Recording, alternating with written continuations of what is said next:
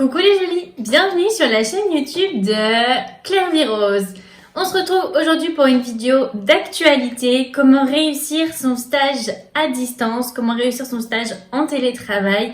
Je sais que c'est pas facile, qu'il y a beaucoup de problèmes avec ça, comment avoir du travail, comment établir une relation de confiance avec l'équipe, comment voilà se faire voir, voilà c'est compliqué, on se sent souvent un peu isolé, on sait pas trop comment demander du travail, comment voilà avoir des retours sur son travail, comment créer une vraie relation pour qu'après à l'issue du stage ça puisse déboucher soit sur un vrai poste, une collaboration, soit sur une recommandation pour aller ailleurs.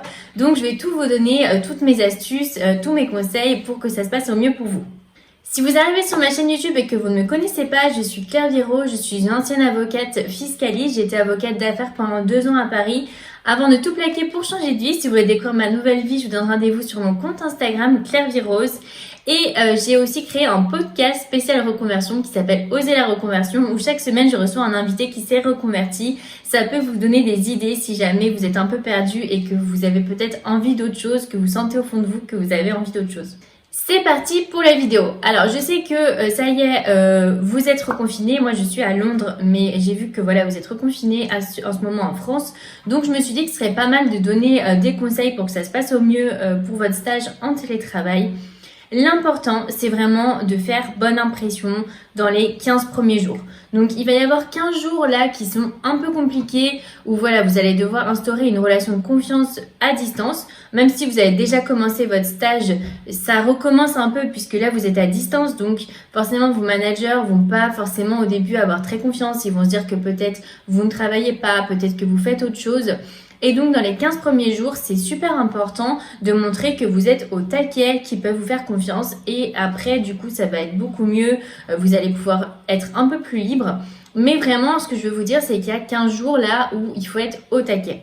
N'hésitez pas aussi à surexagérer. Donc, par exemple, envoyer souvent des messages pour dire que vous êtes disponible, répondre immédiatement, avoir toujours son téléphone sur soi, comme ça si on vous appelle, vous répondez tout de suite.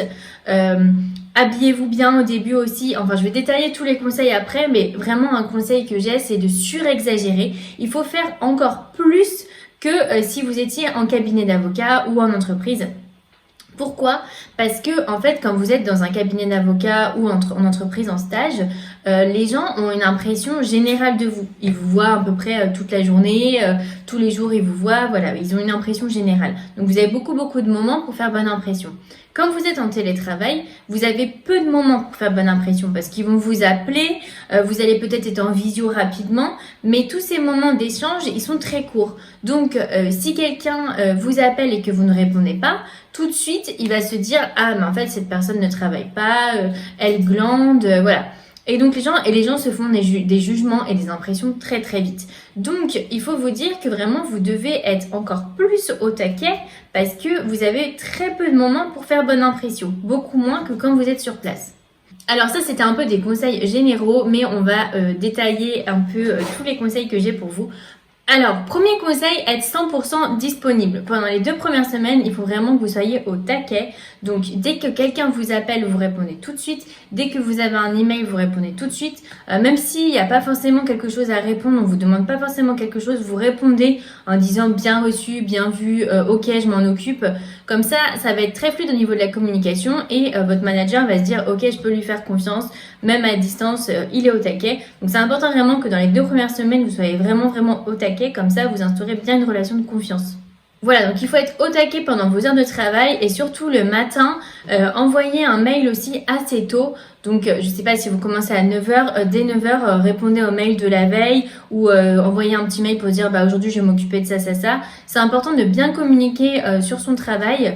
Si jamais vous avez un rendez-vous, quelque chose de prévu, je sais pas, un anniversaire en famille ou quelque chose de prévu, un rendez-vous médical ou autre, bien communiquer en avance. Donc prévenez, vous dites voilà d'ici 2-3 jours, j'ai cet événement, je vais pas pouvoir être dispo de telle heure à telle heure.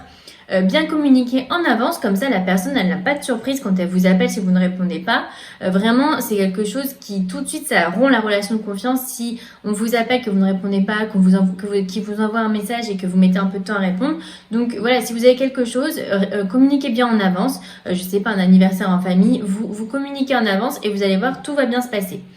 Essayez aussi de bien communiquer sur votre travail. Alors c'est quelque chose franchement que je conseille si jamais vous êtes en stage en cabinet d'avocat, même sans être en télétravail, communiquez sur votre travail, mais encore plus si vous êtes en télétravail.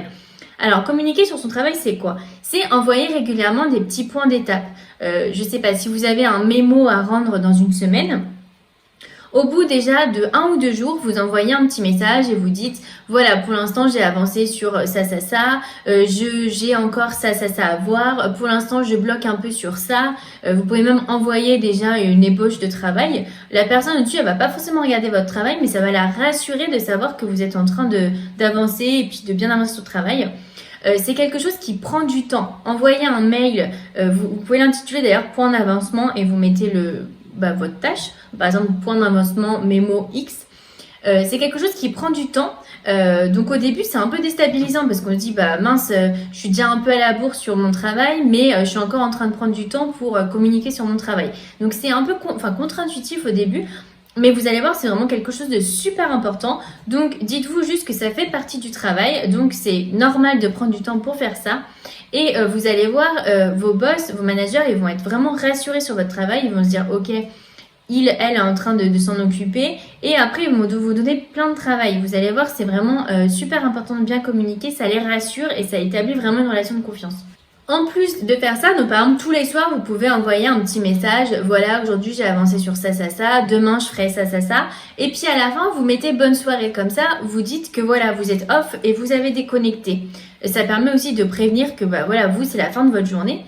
Super important de déconnecter le soir. Alors je sais que c'est pas évident parce que comme vous êtes chez vous, voilà, potentiellement vous avez votre ordi, vous avez votre téléphone, donc c'est dur de déconnecter. C'est pas comme quand on part du cabinet, on claque la porte et puis on a tout le chemin pour rentrer et puis on fait aussi d'autres activités. Mais c'est vraiment important de déconnecter. Un stage, c'est long, c'est stressant, vous avez quand même un enjeu. C'est important, voilà, de se reposer, de déconnecter. Parce que sinon vous n'allez pas tenir. Donc voilà, vraiment au début vous mettez au taquet pour introduire une relation de confiance. Et puis après, vous déconnectez, c'est super important. Deuxième conseil, installez-vous un espace de travail. Donc installez-vous vraiment un bureau où vous allez pouvoir travailler tranquillement dans un coin tranquille. Si jamais vous êtes en famille, voilà, installez-vous un bureau dans votre chambre, dans une pièce à part, qu'il n'y ait pas trop de bruit. C'est important déjà pour vous parce que vous allez pouvoir bien travailler. Aussi, avec votre bureau, prévoyez des fournitures. Quand on est en cabinet, en entreprise, vous avez tout un tas de fournitures à disposition. Là, ça va pas forcément être le cas. Donc voilà, faites des courses pour pouvoir acheter toutes vos fournitures. Si jamais vous avez besoin de 2 écrans, vous pouvez demander au cabinet, à l'entreprise. Ils fournissent des deuxièmes écrans souvent. Donc installez-vous pour être confortable. Prenez vraiment une bonne chaise. C'est important d'avoir un bon espace parce que ça va vous mettre dans une mentalité de travail. Vous allez être plus efficace, vous allez vous sentir plus focus et aussi pour vos managers, quand ils vont vous appeler, ça donne une image professionnelle de vous. Donc quand vous installez aussi un beau background, donc derrière vous, vous mettez soit un mur blanc, soit vous pouvez choisir sur Zoom, on peut choisir des fonds d'écran. En fait, ça vous met en fond d'écran, par exemple, vous pouvez mettre un fond bibliothèque. Comme ça, quand on vous appelle, on voit un fond bibliothèque. C'est important parce que tout de suite, ça donne une image professionnelle de vous. C'est super aussi important de continuer à bien s'habiller, se préparer. Même si vos managers, les partenaires vous appellent et qu'ils sont mal rasés, ils sont pas bien habillés, oui, eux, ils peuvent se permettre, mais vous ne pouvez pas. Parce que vous avez besoin de faire vos preuves, montrer une image professionnelle. C'est con, hein, mais franchement, ça compte d'avoir une image professionnelle, juste d'être habillé, préparé. Donc ça, c'est important aussi. Et mettez-vous bien dans un endroit calme, comme ça, quand on vous appelle, vous êtes au calme. Si on entend des bruits, des gens qui parlent autour de vous, tout de suite, on se dit, en fait, il n'est pas dans un endroit très sérieux, donc il ne doit pas travailler et être concentré. Comme je vous le dis, tous ces conseils, ça va avec l'idée de surexagérer. En fait, comme vous allez avoir peu d'interaction avec vos managers, ils vont se faire un avis super vite sur vous. Ils n'ont pas ils n'ont pas la possibilité en fait de vous voir au quotidien. Donc c'est pour ça que dès qu'ils vont vous appeler, vous allez mettre la caméra, qu'ils vont vous voir, c'est important d'être bien, quoi, d'être professionnel, d'être au taquet. Dès qu'ils vont vous appeler, il faut répondre tout de suite parce qu'ils vont pas vous appeler toute la journée. Voilà, c'est vraiment en fait, il faut être au taquet parce que vous avez peu de moments pour faire bonne impression. Comment faire pour avoir du travail? Ou si jamais vous venez d'arriver, comment faire pour créer des relations de travail? Voilà, si vous avez des réunions où chacun présente un peu ses dossiers en cours, c'est super.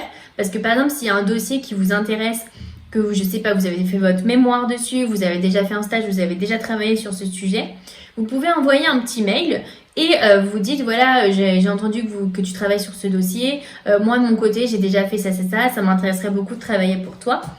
Envoyez bien un petit mail individuel en fait un peu pour accrocher. Et voilà, la personne en face, du coup, elle va se dire si jamais elle a des choses à faire, bah, pourra vous les donner. Si jamais aussi vous venez d'arriver, que quelqu'un a fait le même master que vous pouvez lui envoyer un petit mail, voilà, je me présente, je m'appelle machin, j'ai fait ce master comme toi, voilà, n'hésite pas à me dire si jamais tu as du travail, voilà. Donc n'hésitez pas à envoyer des petits mails pour un peu accrocher la personne. Essayez d'avoir un peu des infos. Parfois, ça peut même être sur Internet. Je ne sais pas si vous voyez que quelqu'un vient d'écrire un article. Sur LinkedIn aussi. Connectez-vous bien sur LinkedIn avec les personnes avec qui vous travaillez. Souvent, ils postent leurs articles ou leurs centres d'intérêt. Et comme ça, vous pouvez après envoyer des petits mails pour un peu attirer leur attention. Comment faire pour créer une relation plus humaine, hein, une relation plus dans le temps, créer des liens en fait. Moi, mon conseil, ce serait d'essayer de donner le plus de perso possible dès que vous pouvez. Alors ça veut dire quoi? C'est-à-dire si quelqu'un vous appelle et vous dit voilà, est-ce que tu as passé un bon week-end? Là c'est le moment de donner une petite information sur soi qui pourrait servir de conversation. Donc par exemple, si quelqu'un vous appelle et dit bah voilà, tu as passé un bon week-end, vous pouvez dire bah oui, ce week-end j'ai fait de la couture, oui j'ai cuisiné ça, c'était super sympa, oui j'ai lu ce livre, j'ai adoré. Voilà, donner une petite information. La personne en face, du coup, elle va se dire ah oui, c'est une personne. En fait, elle va voir plus l'humain. Et après, elle va pouvoir répondre et vous dire bah oui, moi aussi j'ai fait ça ce week-end. Ou vous pouvez juste dire ah il a fait super beau, je me suis baladée. C'est important de donner un peu de soi et de donner des informations parce que ça crée vraiment de l'humain et ça crée une autre relation. Donc dès qu'on vous pose des petites questions, vous pouvez dire ça ou même vous pouvez dire le soir ah bah ce week-end je vais faire ça. Voilà, sans non plus être trop, donner trop de détails, mais juste donner une petite information personnelle, ça crée des liens. Il y a souvent aussi des événements qui sont organisés de networking, donc un peu after work où c'est via Zoom. Donc là, faut pas hésiter à parler, à se montrer. Il y a souvent pas mal de gens qui sont là. Je sais que c'est un peu plus compliqué parce que quand on est timide, on n'ose pas forcément. Mais c'est le moment de dire ce que vous allez peut-être avoir des gens que vous n'avez jamais encore rencontrés qui sont sur ces événements et après qui pourront être intéressés par ce que vous dites. C'est aussi super important quand on vous donne du travail de montrer que vous êtes content, de remercier. Donc au téléphone par exemple dire ah oui vraiment j'ai adoré travailler sur ça, ça m'a beaucoup plu, n'hésite pas si tu as autre chose à faire. Voilà, donc remerciez bien pour le travail, montrez que ça vous intéresse. Et aussi un petit tips, félicitez aussi les personnes pour les victoires. Par exemple si un avocat de votre équipe vient de gagner un contentieux, envoyez-lui un petit message. Ah, j'ai vu que tu avais gagné le contentieux, félicitations. S'il vient de publier un article, envoyez-lui un petit message aussi. Ça montre voilà que vous vous intéressez et ça permet aussi de créer une relation.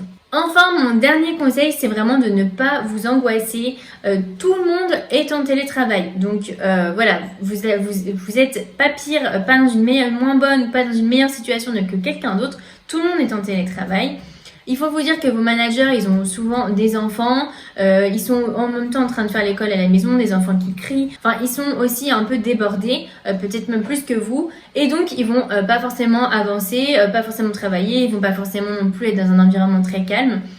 Vos co-stagiaires, c'est pareil, ils sont aussi en télétravail, donc eux aussi, ils galèrent à se concentrer, à se motiver. Donc, tout le monde a les mêmes problématiques.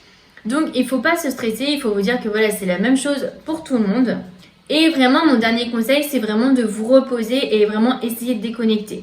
Donc, je sais que le danger, c'est vraiment de travailler tout le temps parce qu'en fait, le soir, vous avez accès à tout. Mais c'est important de vous dire, là, ça y est, je ferme et je me repose et demain est une nouvelle journée. C'est très important parce qu'un stage, c'est long, c'est fatigant et c'est vraiment très important de se reposer et de déconnecter, sinon vous n'allez pas pouvoir tenir.